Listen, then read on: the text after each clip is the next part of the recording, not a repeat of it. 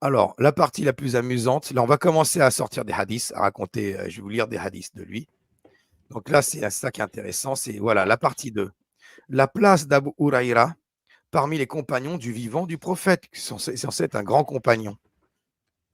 Vous voulez intervenir un peu là? Parce que je parle beaucoup, hein. Non, si tu permets, Bébert, d'après l'ouvrage d'Abou Raya, c'est un chercheur qui a fait donc, des recherches sur la période de conversion de Abu Huraira. Il dit que il a vécu avec Mahomet 1 an et 9 mois, pas plus. Ça, au meilleur des cas, c'est-à-dire 21 mois. Si on retranche la période où il a été envoyé à Bahreïn. Donc, et on prend en considération qu'il a été converti à l'islam en l'an 7 de l'Hégire. En l'an 7 de l'Hégire, ça veut dire 3 ans avant la mort du prophète. Et il est resté avec le prophète 1 an et 9 mois. Si on enlève donc la période où il est passé à Bahreïn. Ce qui nous fait 5374 hadiths sur 21 mois, ça nous fait 256 hadiths rapportés par Abu Huraira par mois. Donc 9 hadiths par jour. Ça, c'est d'après Abu Huraira, le chercheur Abu Huraira. 9 hadiths par jour, c'est mission impossible, hein, parce qu'il doit dormir à côté de lui donc le matin, le soir. Il est comme en fait, il est comme un koala accroché au prophète, tu vois. En fait, il se déplace, il y a un truc dans le dos. J'ai quoi dans mon dos? C'est Abu Huraira, il est accroché.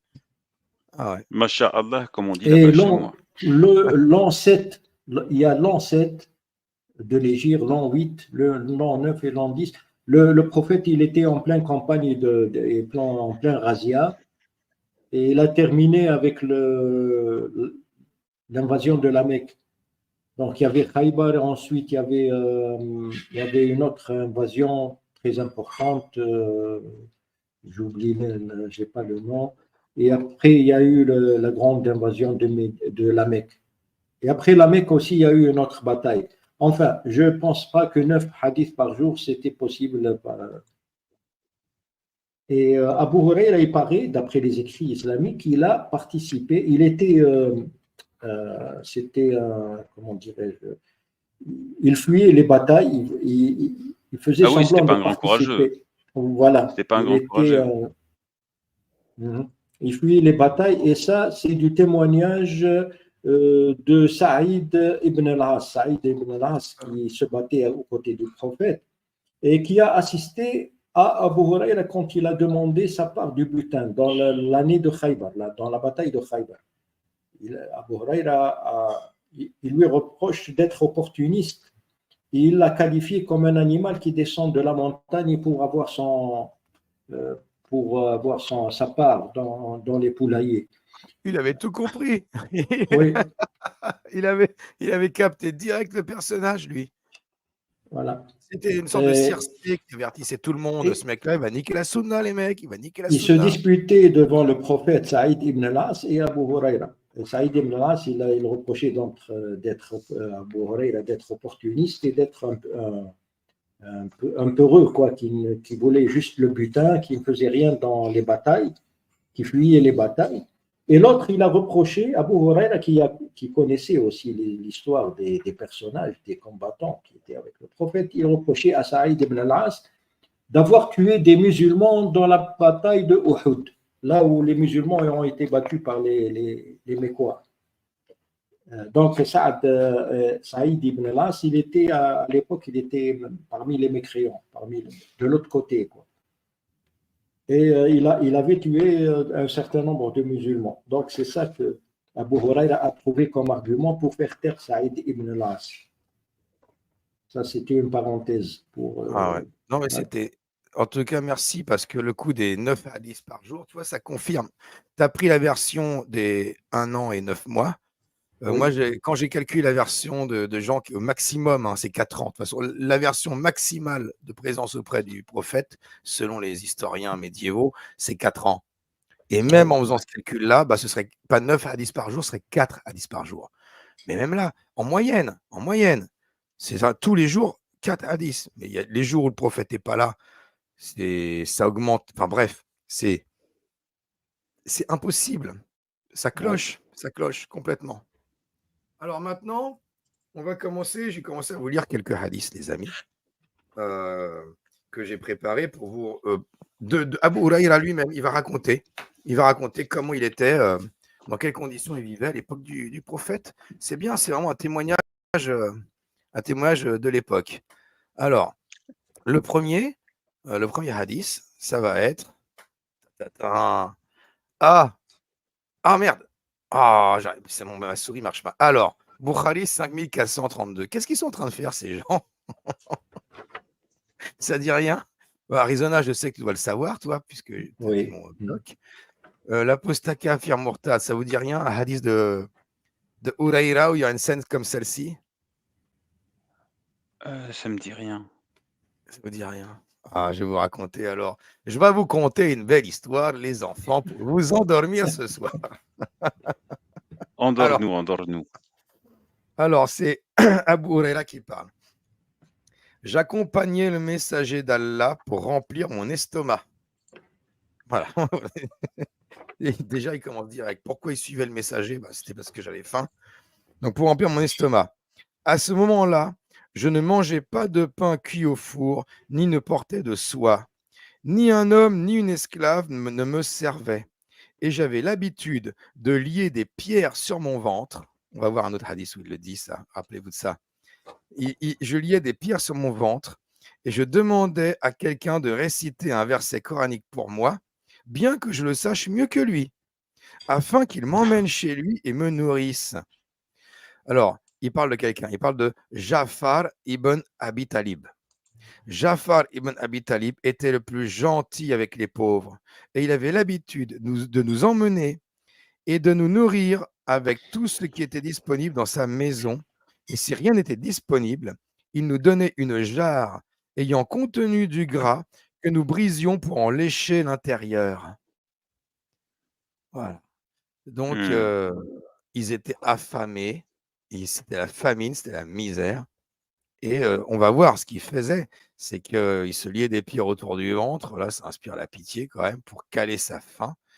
Et il disait: «Ah, tu peux me réciter un verset du Coran que je sais pas», alors qu'il le sait très bien, le verset du Coran, c'est juste pour intéresser la personne. Parce que je crois qu'il y avait une histoire que tu as pas le droit de mendier.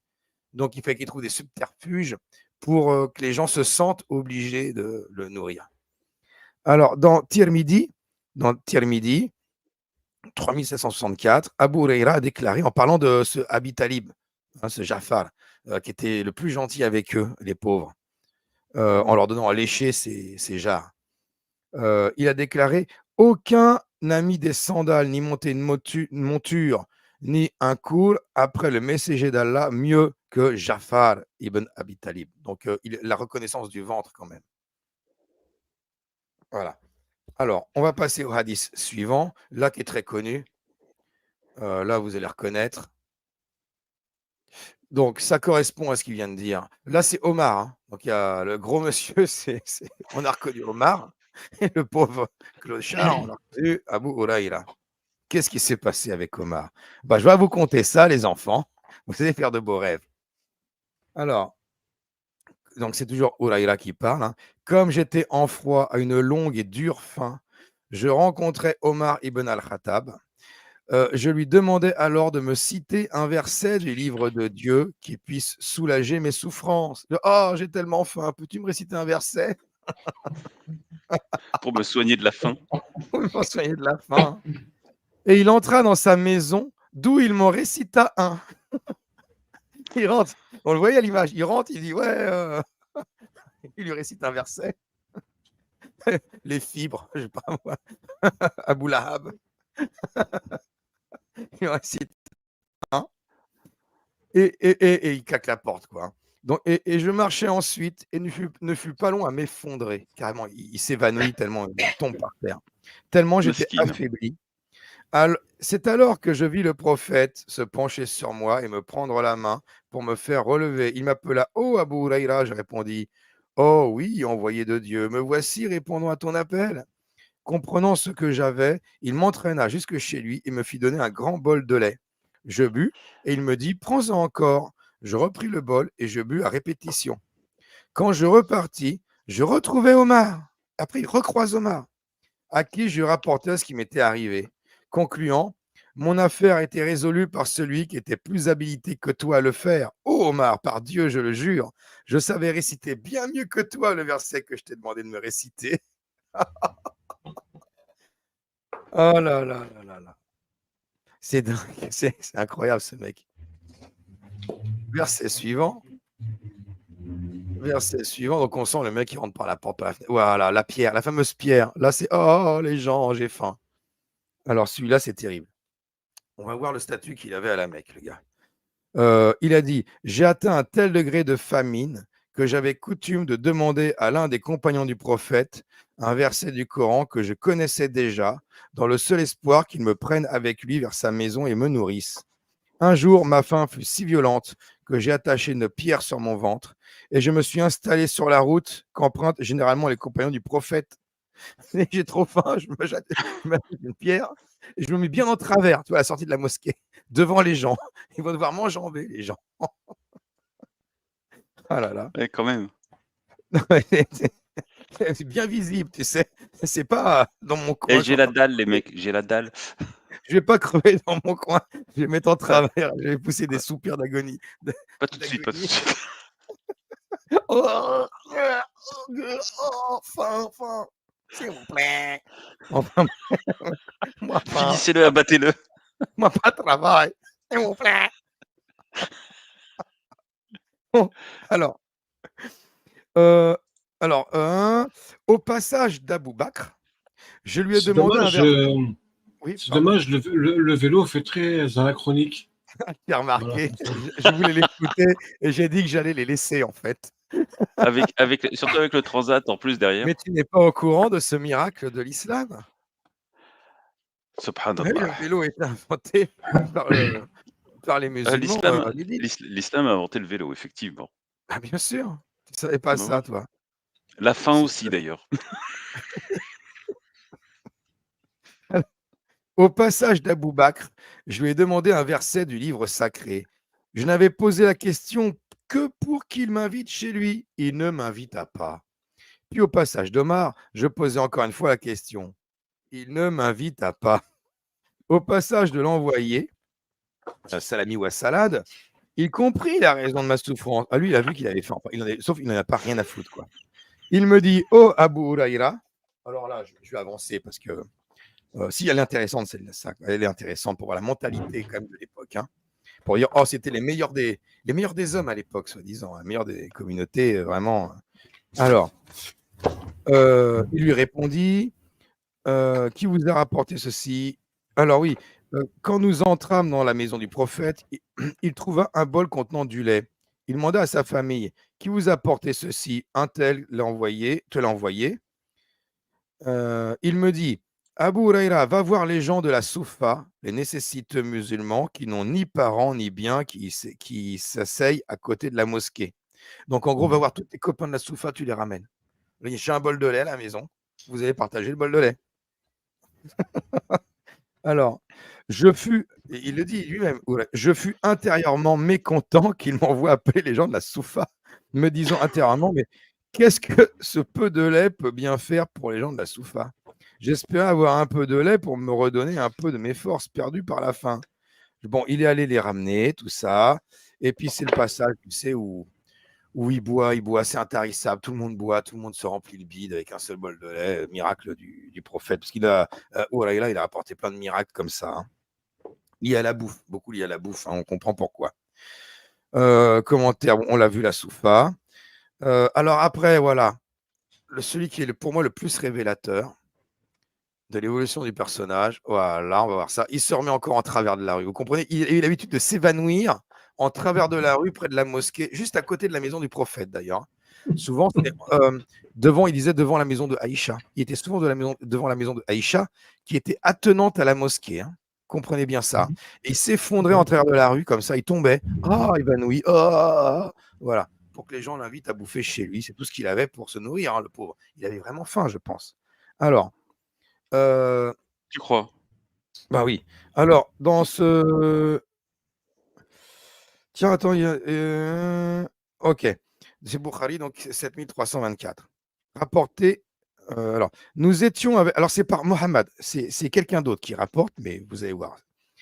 Nous étions avec Abu. C'est bien plus tard, c'est Soumawiya, tout ça. Nous étions avec Abu Huraïra alors qu'il portait 2 vêtements en lin teints à l'argile rouge. Il s'est nettoyé le nez avec son vêtement, bon, il s'est mouché dans sa manche, en disant bravo, bravo, Abu Huraïra nettoie son nez avec du linge. Et là, il part dans son délire, il le raconte, puisqu'il racontait plein de hadiths à ce moment-là.